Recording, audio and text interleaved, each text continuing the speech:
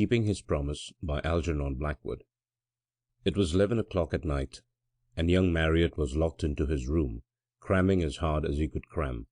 He was a fourth-year man at Edinburgh University, and he had been ploughed for this particular examination so often that his parents had positively declared they could no longer supply the funds to keep him there.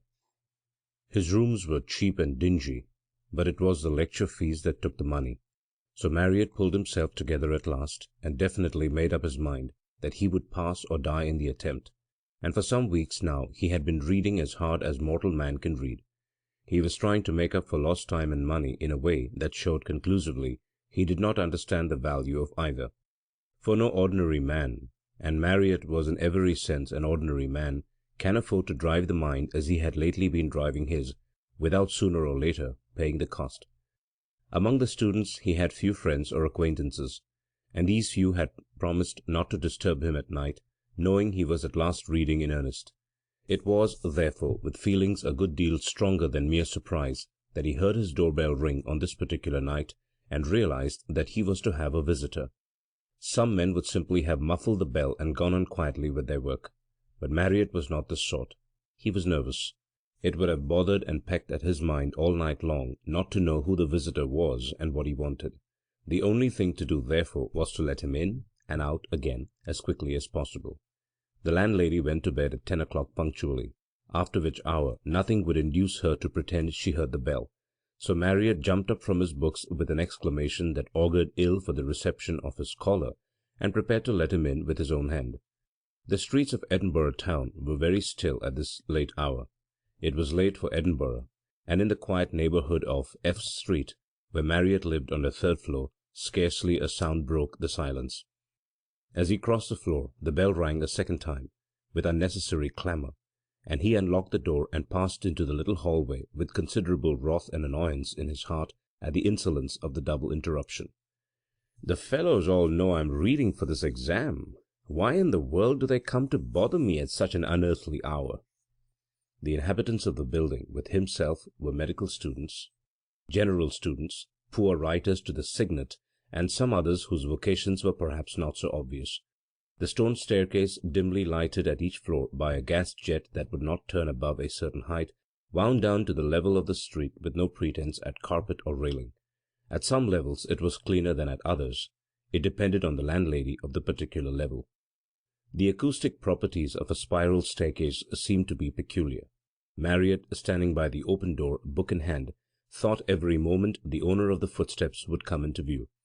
The sound of the boots was so close and so loud that they seemed to travel disproportionately in advance of their cause. Wondering who it could be, he stood ready with all manner of sharp greetings for the man who dared thus to disturb his work. But the man did not appear. The step sounded almost under his nose, yet no one was visible. A sudden queer sensation of fear passed over him, a faintness and a shiver down the back. It went, however, almost as soon as it came, and he was just debating whether he would call aloud to his invisible visitor or slam the door and return to his books, when the cause of the disturbance turned the corner very slowly and came into view. It was a stranger. He saw a youngish man, short of figure and very broad. His face was the colour of a piece of chalk, and the eyes, which were very bright, had heavy lines underneath them. Though the cheeks and chin were unshaven, and the general appearance unkempt, the man was evidently a gentleman, for he was well dressed, and bore himself with a certain air. But strangest of all, he wore no hat, and carried none in his hand, and although rain had been falling steadily all the evening, he appeared to have neither overcoat nor umbrella. 100 questions sprang up in Marriott's mind and rushed to his lips. Chief among them was something like, "Who in the world are you?" and "What in the name of heaven do you come to me for?" But none of these questions found time to express themselves in words, for almost at once the caller turned his head a little, so that the gaslight in the hall fell upon his features from a new angle. Then in a flash Marriott recognized him. "Field? Man alive, is it you?" he gasped. The fourth-year man was not lacking in intuition, and he perceived at once that here was a case for delicate treatment. He divined without any actual process of thought that the catastrophe often predicted had come at last, and that this man's father had turned him out of the house. They had been at a private school together years before, and though they had hardly met once since, The news had not failed to reach him from time to time with considerable detail, for the family lived near his own, and between certain of the sisters there was great intimacy. Young Field had gone wild later. He remembered hearing about it all. Drink, a woman, opium, or something of the sort. He could not exactly call to mind. "Come in," he said at once, his anger vanishing. "There's been something wrong, I can see. Come in and tell me about it, and perhaps I can help." He hardly knew what to say, and stammered a lot more besides. The dark side of life and the horror of it belonged to a world that lay remote from his own select little atmosphere of books and dreamings, but he had a man's heart for all that.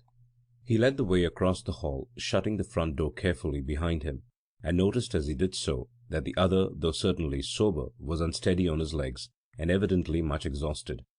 Marriott might not be able to pass his examinations, but he at least knew the symptoms of starvation, acute starvation, unless he was much mistaken when they stared him in the face. "Come along," he said cheerfully, and with genuine sympathy in his voice. "I'm glad to see you. I was going to have a bite of something to eat. You're just in time to join me." The other made no audible reply, and shuffled so feebly with his feet that Marriott took his arm by way of support. He noticed for the first time that the clothes hung on him with pitiful looseness. The broad frame was literally hardly more than a frame. He was as thin as a skeleton, but as he touched him, the sensation of faintness and dread returned. It only lasted a moment, and then passed off, and he ascribed it not unnaturally to the distress and shock of seeing a former friend in such a pitiful plight. "Better let me guide you. It's shamefully dark, this hall. I'm always complaining," he said lightly, recognizing by the weight upon his arm that the guidance was sorely needed. "But the old cat never does anything except promise." He led him to the sofa, wondering all the time where he had come from and how he had found out the address. It must be at least 7 years since those days at the private school when they used to be such close friends. "Now, if you'll forgive me for a minute," he said, "I'll get supper ready, such as it is. And don't bother to talk, just take it easy on the sofa. I see you're dead tired. You can tell me about it afterwards, and we'll make plans." The other sat down on the edge of the sofa and stared in silence, while Marriott got out the brown loaf, scones, and huge pot of marmalade that Edinburgh students always keep in their cupboards. His eyes shone with a brightness that suggested drugs, Marriott thought, stealing a glance at him from behind the cupboard door. He did not like yet to take a full square look. The fellow was in a bad way, and it would have been so like an examination to stare and wait for explanations. Besides, he was evidently almost too exhausted to speak. So, for reasons of delicacy, and for another reason as well which he could not exactly formulate to himself, he let his visitor rest apparently unnoticed, while he busied himself with the supper. He lit the spirit lamp to make cocoa, and when the water was boiling, he drew up the table with the good things to the sofa, so that Field need not have even the trouble of moving to a chair. "Now, let's tuck in," he said, "and afterwards we'll have a pipe and a chat. I'm reading for an exam, you know, and I always have something about this time. It's jolly to have a companion." He looked up and caught his guest's eyes directed straight upon his own. An involuntary shudder ran through him from head to foot. The face opposite him was deadly white, and wore a dreadful expression of pain and mental suffering. "By gad," he said, jumping in, "I quite forgot. I've got some whiskey somewhere. What an ass I am. I never touch it myself when I'm working like this." He went to the cupboard and poured out a stiff glass, which the other swallowed at a single gulp, and without any water. Marriott watched him while he drank it, and at the same time noticed something else as well. Field's coat was all over dust, and on one shoulder was a bit of cobweb. It was perfectly dry. Field arrived on a soaking wet night without hat, umbrella, or overcoat, and yet perfectly dry, even dusty. Therefore he had been under cover. What did it all mean? Had he been hiding in the building? It was very strange, yet he volunteered nothing, and Marriott had pretty well made up his mind by this time that he would not ask any questions until he had eaten and slept. Food and sleep were obviously what the poor devil needed most and first. He was pleased with his powers of ready diagnosis, and it would not be fair to press him till he had recovered a bit. They ate their supper together while the host carried on a running one-sided conversation. chiefly about himself and his exams and his old cat of a landlady, so that the guest uttered not a single word unless he really wished to, which he evidently did not. But, while he toyed with his food, feeling no desire to eat, the other ate voraciously. To see a hungry man devour cold scones, stale oatcake, and brown bread laden with marmalade was a revelation to this inexperienced student, who had never known what it was to be without at least 3 meals a day. He watched in spite of himself, wondering why the fellow did not choke in the process. But Field seemed to be as sleepy as he was hungry. More than once his head dropped, and he ceased to masticate the food in his mouth. Marriott had positively to shake him before he would go on with his meal. A stronger emotion will overcome a weaker, but this struggle between the sting of real hunger and the magical opiate of overpowering sleep was a curious sight to the student, who watched it with mingled astonishment and alarm. He had heard of the pleasure it was to feed hungry men and watch them eat, but he had never actually witnessed it, and he had no idea it was like this. Field ate like an animal, gobbled, stuffed, gorged. Marriott forgot his reading and began to feel something very much like a lump in his throat. "Afraid there's been awfully little to offer you, old man," he managed to blurt out when at length the last scone had disappeared, and the rapid one-sided meal was at an end. Field still made no reply, for he was almost asleep in his seat. He merely looked up wearily and gratefully. "Now you must have some sleep, you know," he continued, "or you'll go to pieces. I shall be up all night reading for this blessed exam. You're more than welcome to my bed. Tomorrow we'll have a late breakfast and see what can be done, and make plans. I'm awfully good at making plans, you know," he added with an attempt at lightness. Field maintained his dead sleepy silence, but appeared to acquiesce, and the other led the way to the bedroom, apologizing as he did so to this half-starved son of a baronet, whose own home was almost a palace, for the size of the room. The weary guest, however, made no pretence of thanks or politeness. He merely steadied himself on his friend's arm as he staggered across the room, and then, with all his clothes on, dropped his exhausted body on the bed. In less than a minute he was to all appearances sound asleep.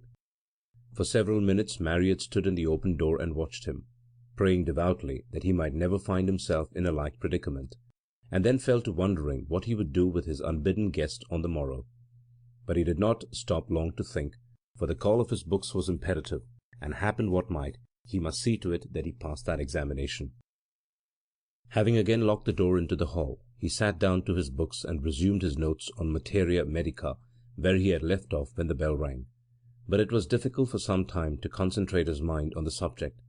His thoughts kept wandering to the picture of that white-faced, strange-eyed fellow, starved and dirty, lying in his clothes and boots on the bed. He recalled their schooldays together before they had drifted apart, and how they had vowed eternal friendship, and all the rest of it. And now, what horrible straits to be in! How could any man let the love of dissipation take such hold upon him? But one of their vows together, Marriott, it seemed, had completely forgotten. Just now, at any rate, it lay too far in the background of his memory to be recalled. Through the half-opened door — the bedroom led out of the sitting-room and had no other door — came the sound of deep, long-drawn breathing, the regular, steady breathing of a tired man, so tired that, even to listen to it made Marriott almost want to go to sleep himself. "He needed it," reflected the student, "and perhaps it came only just in time." Perhaps so, for outside the bitter wind from across the fort howled cruelly, and drove the rain in cold streams against the window-panes and down the deserted streets. Long before Marriott settled down again properly to his reading, he heard distantly, as it were, through the sentences of the book, the heavy, deep breathing of the sleeper in the next room. A couple of hours later, when he yawned and changed his books, he still heard the breathing, and went cautiously up to the door to look around. At first the darkness of the room must have deceived him, or else his eyes were confused and dazzled by the recent glare of the reading lamp. For a minute or two he could make out nothing at all but dark lumps of furniture, the masts of the chest of drawers by the wall, and the white patch where his bath stood in the centre of the floor. Then the bed came slowly into view, and on it he saw the outline of the sleeping body gradually take shape before his eyes, growing up strangely into the darkness, till it stood out in marked relief, the long black form against the white counterpane. He could hardly help smiling. Field had not moved an inch. He watched him a moment or two and then returned to his books. The night was full of the singing voices of the wind and rain. There was no sound of traffic, no hansoms clattered over the cobbles, and it was still too early for the milk carts. He worked on steadily and conscientiously, only stopping now and again to change a book or to sip some of the poisonous stuff that kept him awake and made his brain so active, and on these occasions Field's breathing was always distinctly audible in the room. Outside, the storm continued to howl, but inside the house all was stillness. The shade of the reading lamp threw all the light upon the littered table, leaving the other end of the room in comparative darkness. The bedroom door was exactly opposite him where he sat. There was nothing to disturb the worker, nothing but an occasional rush of wind against the windows and a slight pain in his arm. This pain, however, which he was unable to account for, grew once or twice very acute. It bothered him, and he tried to remember how and when he could have bruised himself so severely, but without success. At length the page before him turned from yellow to grey, and there were sounds of wheels in the street below. It was 4 o'clock. Marriott leaned back and yawned prodigiously. Then he drew back the curtains. The storm had subsided, and the Castle Rock was shrouded in mist. With another yawn he turned away from the dreary outlook and prepared to sleep the remaining 4 hours till breakfast on the sofa. Field was still breathing heavily in the next room, and he first tiptoed across the floor to take another look at him. Peering cautiously round the half-open door, his first glance fell upon the bed, now plainly discernible in the grey light of morning. He stared hard. Then he rubbed his eyes. Then he rubbed his eyes again and thrust his head farther round the edge of the door. With fixed eyes he stared harder still, and harder. But it made no difference at all. He was staring into an empty room.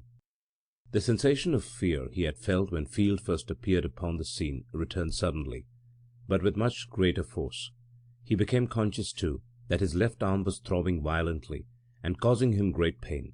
He stood wondering and staring, and trying to collect his thoughts. He was trembling from head to foot. By a great effort of the will he left the support of the door and walked forward boldly into the room. There upon the bed was the impress of a body, where Field had lain and slept. There was the mark of the head on the pillow, and the slight indentation at the foot of the bed where the boots had rested on the counterpane. And there, plainer than ever, for he was closer to it, was the breathing. Marriott tried to pull himself together. With a great effort he found his voice and called his friend aloud by name. "Field, is that you? Where are you?" There was no reply, but the breathing continued without interruption, coming directly from the bed. His voice had such an unfamiliar sound that Marriott did not care to repeat his questions, but he went down on his knees and examined the bed above and below, pulling the mattress off finally and taking the coverings away separately one by one. But though the sounds continued, there was no visible sign of Field, nor was there any space in which a human being, however small, could have concealed itself. He pulled the bed out from the wall, but the sound stayed where it was. It did not move with the bed. Marriott, finding self-control a little difficult in his weary condition, at once set about a thorough search of the room. He went through the cupboard, the chest of drawers, the little alcove where the clothes hung, everything, but there was no sign of anyone. The small window near the ceiling was closed, and anyhow was not large enough to let a cat pass. The sitting-room was locked on the inside. He could not have got out that way. Curious thoughts began to trouble Marriott's mind, bringing in their train unwelcome sensations. He grew more and more excited. He searched the bed again till it resembled the scene of a pillow fight. He searched both rooms, knowing all the time it was useless, and then he searched again. A cold perspiration broke out all over his body, and the sound of heavy breathing, all the time, never ceased to come from the corner where Field had lain down to sleep. Then he tried something else. He pushed the bed back exactly into its original position, and himself lay down upon it just where his guest had lain. But the same instant he sprang up again in a single bound. The breathing was close beside him, almost on his cheek, and between him and the wall. Not even a child could have squeezed into the space. He went back into his sitting-room, opened the windows, welcoming all the light and air possible, and tried to think the whole matter over quietly and clearly. Men who read too hard and slept too little, he knew, were sometimes troubled with very vivid hallucinations. Again he calmly reviewed every incident of the night, his accurate sensations, the vivid details, the emotions stirred in him. the dreadful feast.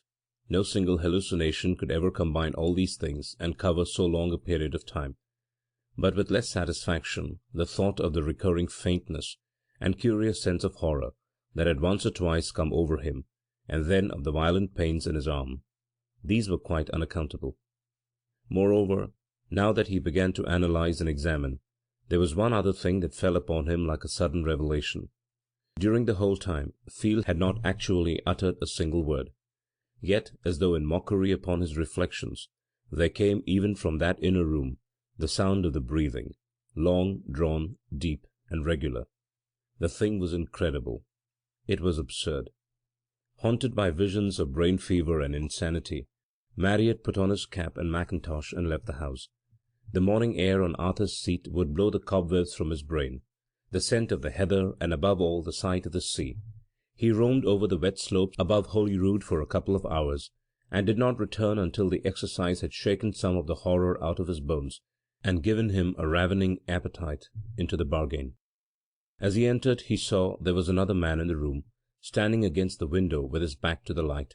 He recognized his fellow student Green, who was reading for the same examination. "Read hard all night, Marriott," he said, "and thought I'd drop in here to compare notes and have some breakfast. You're out early," he added, by way of a question. Marriott said he had a headache, and a walk had helped it, and Green nodded and said, "Ah." But when the girl had set the steaming porridge on the table and gone out again, he went on with a rather forced tone. "Didn't know you had any friends who drank, Marriott." This was obviously tentative, and Marriott replied dryly that he did not know it either. "Sounds just as if some chap was sleeping it off in there, doesn't it, though?" persisted the other, with a nod in the direction of the bedroom, and looking curiously at his friend. The two men stared steadily at each other for several seconds, and then Marriott said earnestly, "Then you hear it too? Thank God!" "Of course I hear it. The door's open. Sorry if I wasn't meant to." "Oh, I don't mean that," said Marriott, lowering his voice. "But I'm awfully relieved. Let me explain. Of course, if you hear it too, then it's all right. But really it frightened me more than I can tell you. I thought I was going to have brain fever or something, and you know what a lot depends on this exam. It always begins with sounds or visions or some sort of beastly hallucination, and "Rot!" ejaculated the other impatiently. "What are you talking about?" "Now listen to me, Green," said Marriott, as calmly as he could, for the breathing was still plainly audible, "and I'll tell you what I mean, only don't interrupt."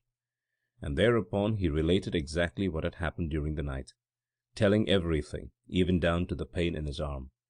When it was over, he got up from the table and crossed the room. "You hear the breathing now plainly, don't you?" he said.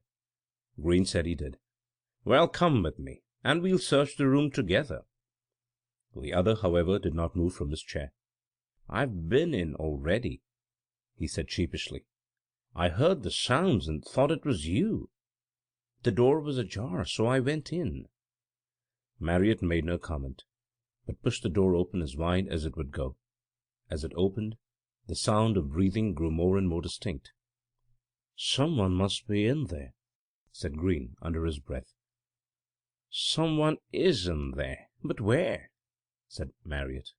Again he urged his friend to go in with him, but Green refused point blank, said he had been in once and had searched the room and there was nothing there. He would not go in again for a good deal. They shut the door and retired into the other room to talk it over with many pipes. Green questioned his friend very closely, but without illuminating result, since questions cannot alter facts. "The only thing that ought to have a proper, a logical explanation is the pain in my arm," said Marriott, rubbing that member with an attempt at a smile. "It hurts so infernally and aches all the way up. I can't remember bruising it, though." "Let me examine it for you," said Green. "I'm awfully good at bones in spite of the examiner's opinion to the contrary." It was a relief to play the fool a bit, and Marriott took his coat off and rolled up his sleeve. "By George, though, I'm bleeding!" he exclaimed. "Look here, what on earth's this?" On the forearm, quite close to the wrist, was a thin red line. There was a tiny drop of apparently fresh blood on it. Green came over and looked closely at it for some minutes. Then he sat back in his chair, looking curiously at his friend's face. "You scratched yourself without knowing it," he said presently. "There's no sign of a bruise. It must be something else that made the arm ache." Marriott sat very still, staring silently at his arm as though the solution of the whole mystery lay there actually written upon the skin. "What's the matter? I see nothing very strange about a scratch," said Green in an unconvincing sort of voice. "It was your cufflinks, probably. Last night in your excitement—" But Marriott, white to the very lips, was trying to speak. The sweat stood in great beads on his forehead. At last he leaned forward close to his friend's face. "Look," he said in a low voice that shook a little. "Do you see that red mark? I mean underneath what you call the scratch." Green admitted that he saw something or other, and Marriott wiped the place clean with a handkerchief and told him to look again more closely. "Yes, I see," returned the other, lifting his head after a moment's careful inspection. "It looks like an old scar." "It is an old scar," whispered Marriott, his lips trembling. "Now it all comes back to me." "All what?" Green fidgeted on his chair. He tried to laugh, but without success. His friend seemed bordering on collapse. "Hush! Be quiet, and I'll tell you," he said. "Field made that scar." For a whole minute the two men looked each other full in the face without speaking. "Field made that scar," repeated Marriott at length in a louder voice. "Field? You mean last night?" "No, not last night. Years ago, at school, with his knife. And I made a scar in his arm with mine." Marriott was talking rapidly now. "We exchanged drops of blood in each other's cuts. He put a drop into my arm, and I put one into his. In the name of heaven, what for? It was a boy's compact. We made a secret pledge, a bargain. I remember it all perfectly now. We had been reading some dreadful book, and we swore to appear to one another. I mean, whoever died first swore to show himself to the other, and we sealed the compact with each other's blood. I remember it all so well, the hot summer afternoon in the playground 7 years ago, and one of the masters caught us and confiscated the knives, and I never thought of it again to this day." "And you mean—" stammered Green. But Marriott made no answer. He got up and crossed the room and lay down wearily upon the sofa, hiding his face in his hands. Green himself was a bit nonplussed. He left his friend alone for a little while, thinking it all over again. Suddenly an idea seemed to strike him. He went over to where Marriott still lay motionless on the sofa, and roused him. In any case, it was better to face the matter, whether there was an explanation or not. Giving in was always a silly exit. "I say, Marriott," he began, as the other turned his white face up to him, "there's no good being so upset about it. I mean, if it's all an hallucination, we know what to do. And if it isn't, well, we know what to think, don't we?" "I suppose so, but it frightens me horribly for some reason," returned the friend in a hushed voice. "And that poor devil— But after all, if the worst is true, and that chap has kept his promise— well, he has, that's all, isn't it?" Marriott nodded. "There's only one thing that occurs to me," Green went on, "and that is, are you quite sure that he really ate like that? I mean that he actually ate anything at all?" he finished, blurting out all his thought. Marriott stared at him for a moment, and then said he could easily make certain. He spoke quietly. After the main shock, no lesser surprise could affect him. "I put the things away myself," he said, "after we had finished. They are on the third shelf in that cupboard. No one's touched 'em since." He pointed without getting up, and Green took the hint and went over to look. "Exactly," he said, after a brief examination. "Just as I thought. It was partly hallucination, at any rate. The things haven't been touched. Come and see for yourself." Together they examined the shelf. There was the brown loaf, the plate of stale scones, the oat cake, all untouched. Even the glass of whisky Marriott had poured out stood there with the whisky still in it. "You were feeding no one," said Green. "Field ate and drank nothing. He was not there at all." "But the breathing," urged the other in a low voice, staring with a dazed expression on his face. Green did not answer. He walked over to the bedroom, while Marriott followed him with his eyes. He opened the door and listened. There was no need for words. The sound of deep, regular breathing came floating through the air. There was no hallucination about that. At any rate, Marriott could hear it where he stood on the other side of the room. Green closed the door and came back. "There's only one thing to do," he declared with decision. "Write home and find out about him. And meanwhile come and finish your reading in my rooms. I've got an extra bed." "Agreed," returned the fourth-year man. "There's no hallucination about that exam. I must pass that whatever happens." And this was what they did. It was about a week later when Marriott got the answer from his sister. Part of it he read out to Green. "It is curious," she wrote, "that in your letter you should have inquired after Field. It seems a terrible thing, but you know only a short while ago Sir John's patience became exhausted, and he turned him out of the house, they say, without a penny. Well, what do you think? He has killed himself.